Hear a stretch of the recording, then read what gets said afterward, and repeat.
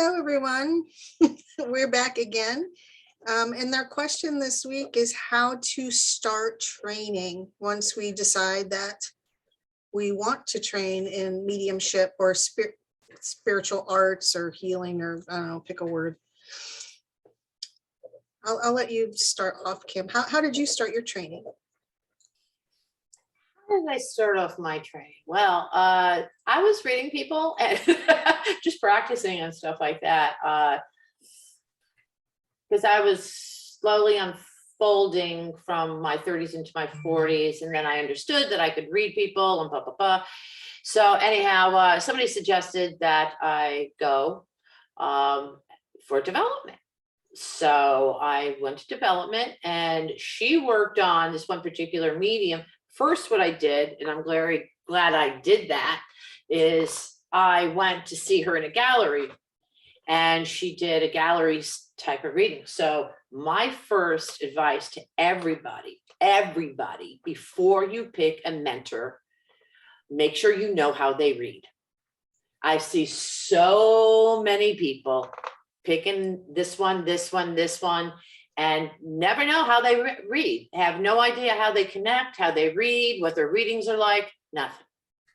So, and they may be very good mentors, but for me, I needed to see that person read, not knowing that I was going to sign up for a mediumship development class, but I did see her read. And then I booked a private one with her. And then a friend suggested that I go to her for development, and I did. And we worked on psychic for 2 years. She was very abrasive and very, very, so for me to say somebody's very abrasive, they're very abrasive. And there are a lot of people left and whatnot. And the reason I left, not really because she was that abrasive, because I have a habit of giving it back, and I was very comfortable with that. But it was because we kept on working on psychic while I'm still outside of this development circle, grabbing onto other people and having a development, not a development circle, but a practice circle. But we're working on psychic, and yeah, so that's a really long story there. So I won't get into the details of that. No, but how much would you consider your early development phase actually moving into I don't know, some sense of wholeness, or would you actively recognize any kind of healing or working with your sensitivities while you were developing? I know you said psychic, and for me, psychic work takes care of all of that. It lays a nice foundation, you know, where you know yourself, and then, what do I need to work on personally in order to be able to fully understand these other. Well, at the time, I didn't like the fact that they were just working on psychic. Now I'm very grateful for it. Now I'm very, very grateful for it. But previously, before I signed up for that class, since at the age of 30 or 31, 32, I was in AA, and I was working the 12 steps. Right. So I had that. So that's really what I wanted to hear, because okay. I thought you were going there. That's where I was going. So for me,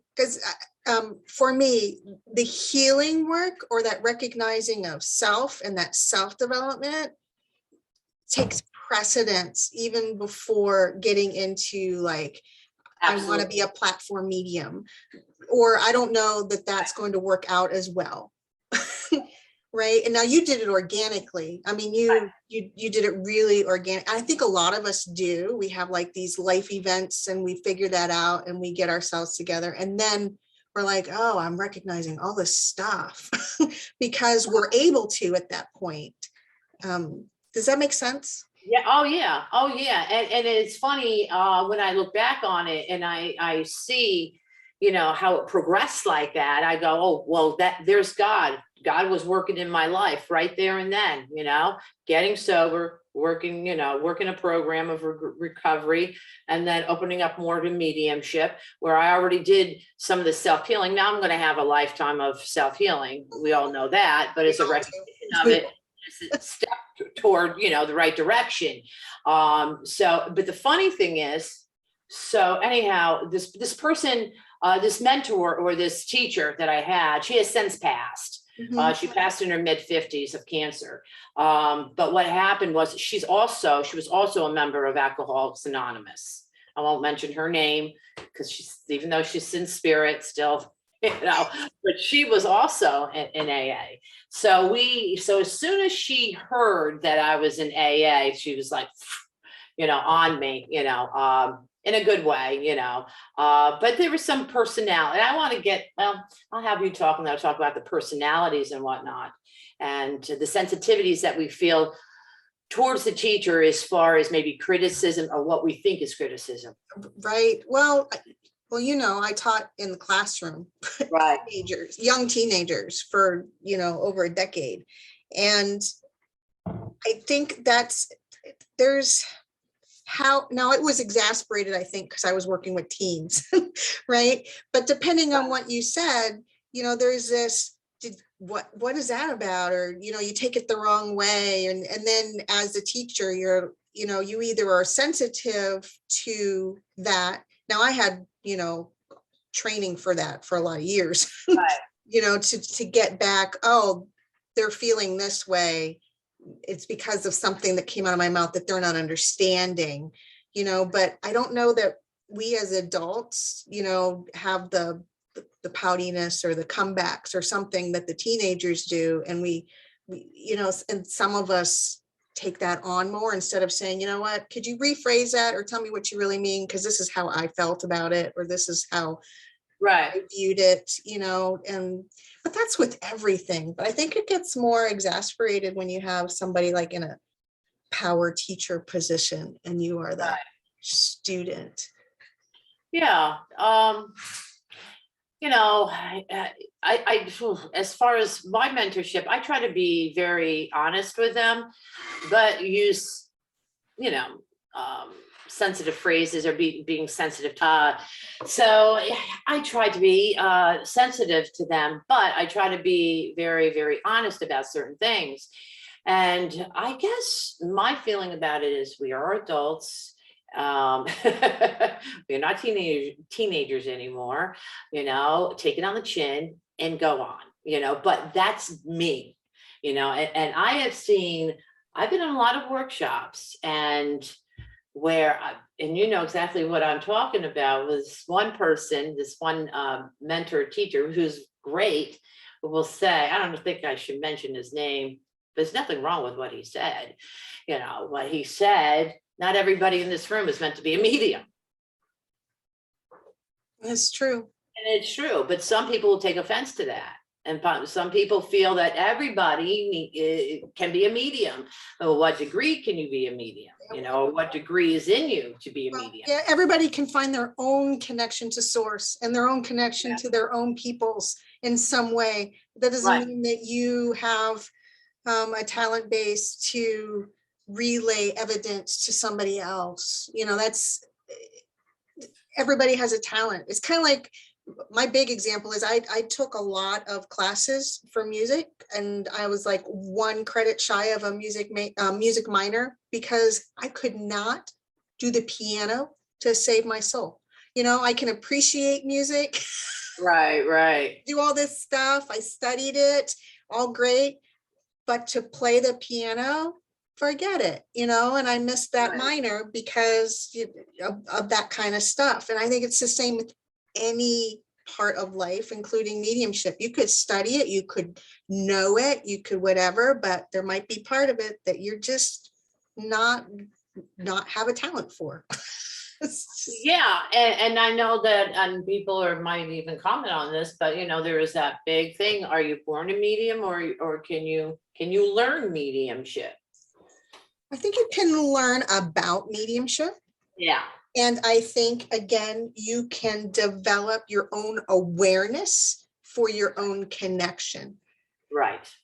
And again, some of it depends on how we're defining the word medium too, because I think that's most of the argument more than anything is how people are defining the word more than whether, I think most people think when they hear medium, they think that and you can clarify with this because you're very good with the verbiage about this. Most people think, okay, this person does readings. This person brings through my loved one.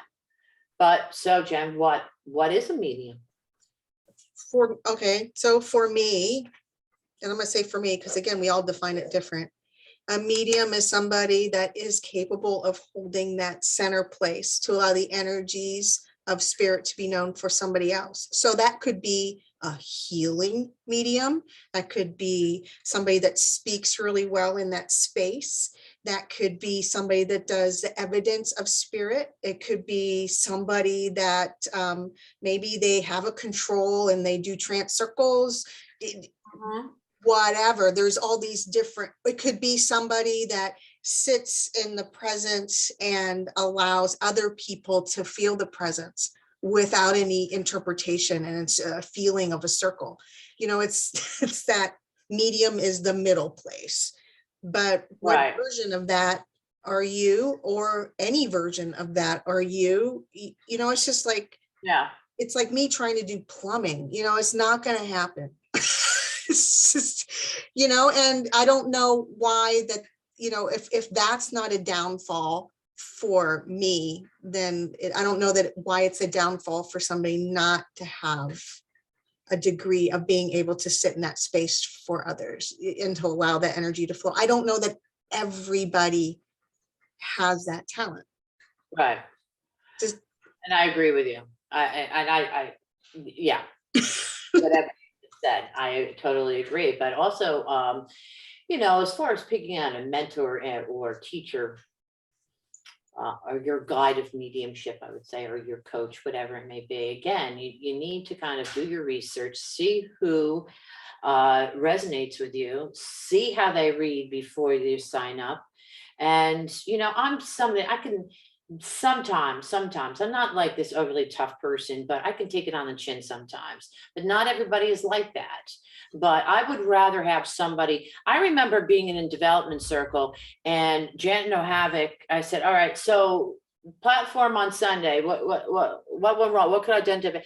Well, she goes, well, I said, just say it. And she's like, well, you might want, I'm like, just say it, I'm like, tell me, just go a little bit softer. And I'm like, just a little bit, don't be so forceful. And I'm like, just tell me that. You should tell me that.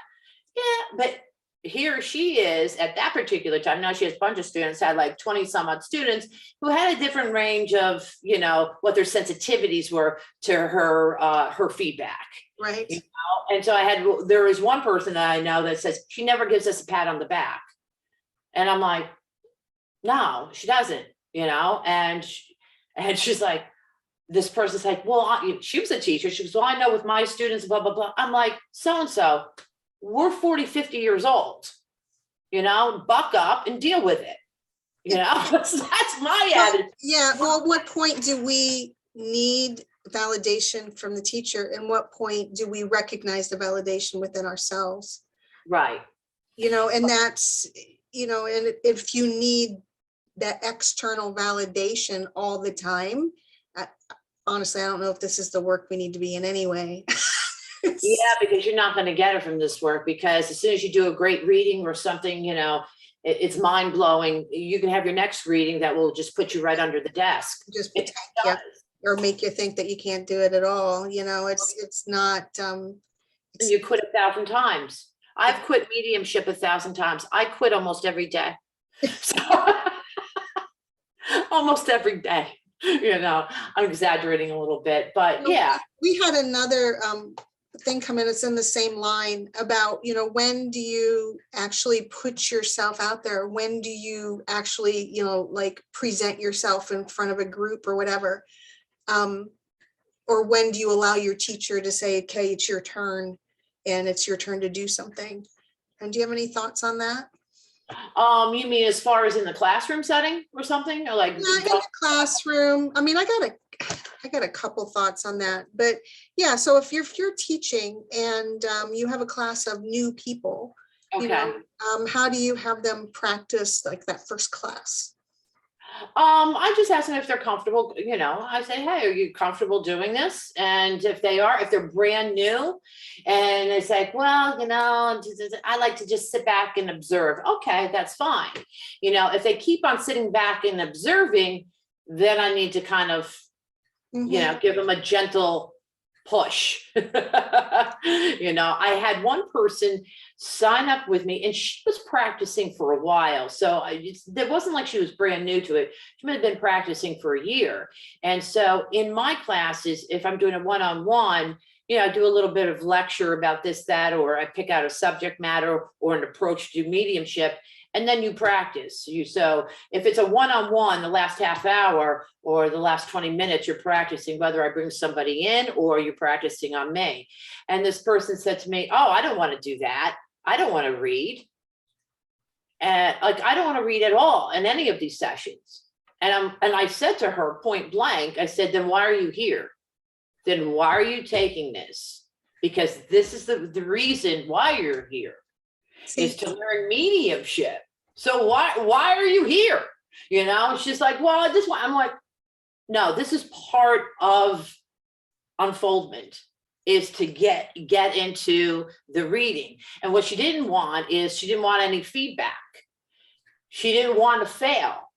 Well, she wasn't failing, you know, even if she didn't, even if she got no, she wasn't failing, you know, but in her eyes, you know, she didn't want to get the no's. She didn't want to look like she didn't know what she was doing. So she didn't read. I think it's interesting that in the past, I don't know, couple of decades, that we decide to take ourselves to class now. When I don't know that it was always that you would sign yourself up for circles, right? And to sit in the presence with other people, or to be in a circle where maybe others are practicing or whatever. But we didn't like say, oh, I'm a medium now. We went and we were with other people for, you know, for the energies, for, you know what I'm trying to say? And now we take ourselves and we say, okay, I'm a medium, teach me, you know, I need to be the best medium because I've signed up with you, or, you know, and I don't know. I remember this old video, and I know people use him a lot for examples, but it was a Gordon Higginson video I found on YouTube, and he's doing a lecture, and during the lecture, he looked out into the audience and said, would you come up here, please? Now, this woman was there for the lecture. She wasn't there to, you know, practice. And yet there was something about her energy that he recognized, and he brought her up and he walked her through a contact, her first one ever. Wow. In front of like 200 people. You know, it was like, and I think about that a lot, because you know, it used to be another medium would recognize some kind of potential and maybe kind of take you on or befriend you, or during circle would recognize and encourage during circle, you know, and there was a sense of a medium knows a medium, or the energy knows the energy, to bring that into the work of spirit, you know, and to help that part unfold more. And now we're like, I'm going to go to class and you're going to teach me how to do this in a weekend. And I'm going to leave here and I'm going to get a business card and I'm going to start doing my readings. And I don't know this, and, you know, in no other part of our life do we do stuff like that. No, you know, I took myself to school for almost 6 years so that I could be a classroom teacher, you know, and then you have 3 years where you're considered, you know, like you need help and a mentor and stuff and a backup and somebody to talk to because you're new in the classroom for 3 years. So basically it was like 9 years of training, you know. Right. And in mediumship, why don't we allow ourselves that kind of recognition that it's a journey, you know, and not, I'm just going to go to a class and I'm going to sign up for a teacher and you're going to make me a medium. I know I got off on a tangent there. Yeah, well, you know, it does happen, and it happens a lot. And the danger of that is when you don't take your time in development, and you may think that, oh no, I got this, I had a beautiful run of great readings, I get it, but no, you don't.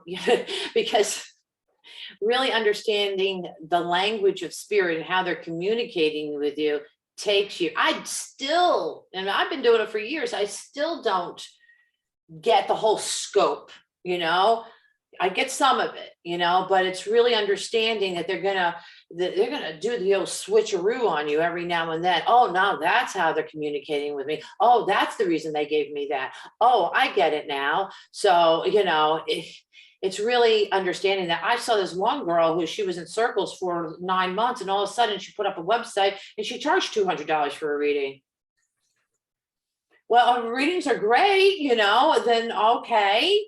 But are you really understanding the language of spirit? And now this person is teaching. So I'm like, okay. And we only can teach up to the level that we understand, right? Yeah, exactly. So it's almost like, when that happens a lot, and we have a ton of marketization of mediumship right now. And Yeah. I know, I don't know, that I'm more on the philosophical, spiritual end of it, right? So it's not a good or a bad, it's just a recognition that that's kind of what's going on. But the newer you are going in and the newer you are teaching, then the new ones coming in with you only have up into, so if you're gonna do that, you have to keep developing yourself and take yourself to someplace else. I know, because I'm in a community of people that I consider,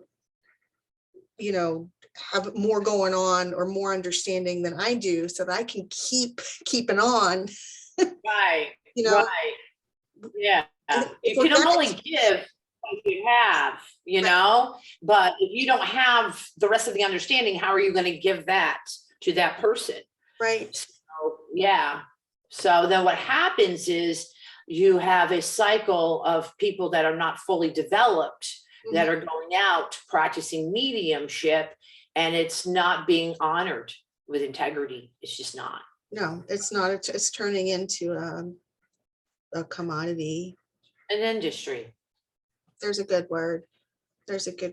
And again, I don't know that I want to, I don't want to discount the quote lay people view or the non-spiritual, but at some point it seems like there needs to still be a recognition that it's a soul reaching a soul, whatever vocabulary you're using with that. And if that's not in the teaching someplace in some vocabulary, I don't know. I think I'd be, because it's not all mechanics. It's not all mechanics. You can't, there's no formula. There's no formula to say, do this, then this, and this, and this, then you'll get the answer. Right. So individualized depending on you, and just like what you said, how you recognize every time there's something different.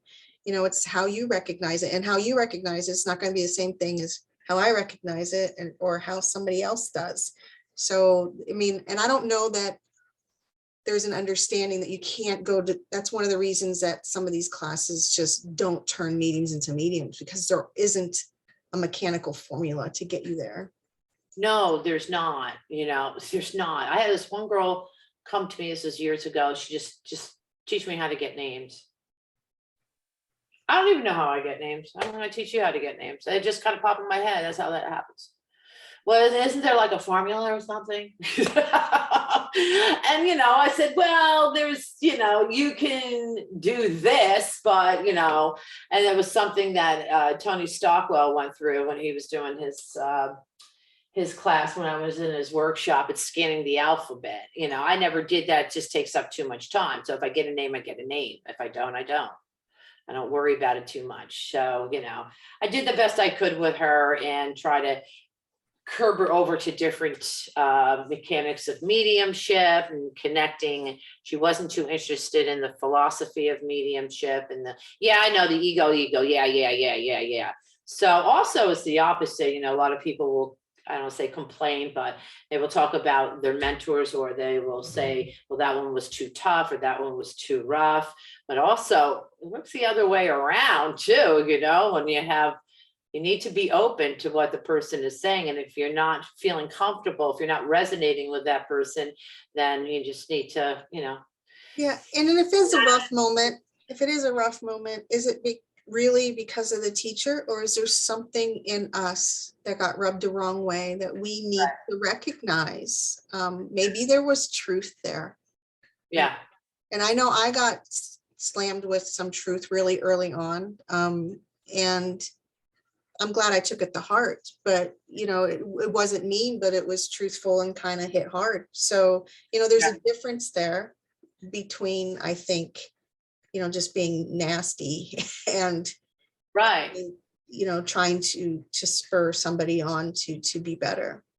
Well, also, you know, you have to look at the subject matter. And there's an example of, this is a few years back, I was running a free circle online, you know, I think it was in the mediumship reading room. And so this woman came, and I forget her name, whatever. And so anyhow, she brought through a spirit, and she said, it was a baby, and the baby was maybe a stillborn, or maybe lived 2 days or something along that lines. And she started talking about how sad the mother was, that she had lost the baby, and the baby could see her crying, and it was just all this grief and whatnot. And she didn't connect to anybody, and nobody could take the information. And even if they could take the information, I doubt very much anybody would raise their hand, because it was all doom and gloom. And I had said to her, okay, I need, if you could hold up for 2 seconds, because some of her verbiage was really out there, you know. I know that you're drinking a lot, and depression, and taking pills, everything. And I'm like, oh no. So that's when I said, okay, time out. You need to stop. And well, why do I have to stop? I said, you need to watch your verbiage. You know, I said, we want the sitter to walk away a little bit lighter. And that reading wouldn't have taken the sitter to walk out of the reading a little bit lighter. That's a really heavy dose that you put on there, you know? And so on that circumstances, I felt that I was right in doing so, because her language was way out of line. And even so, I thought it was pretty soft with it. I didn't say, you know, what the hell are you doing? Shut the hell up. I didn't say that. I said, okay, well, this is the problem, blah, blah, blah, blah, blah. Afterwards, I got an email from her saying that I had, first of all, it was a free circle, you know, I was just monitoring it. And she said, I really have to brush up on my teaching ability, that, you know, she was giving what she got, and I had no right to stop her, and blah, blah, blah. I said, you know what, have a good life. Bye-bye. Have a very good life. Go away. I didn't say go away. I just didn't even say anything. Yeah. Yeah. So it's just, we need to check in with ourselves. Yeah. So in those circumstances, you know what? That wasn't me. That was her. Those were her issues. Mm-hmm. You know, and, you know, somebody's going to spew something out like that, I am going to stop you dead in your tracks. If you take offense to that, it's tough shit. No, I agree. Yeah. I agree. There are some things that are boundaries that you just can't go over. Can't cross.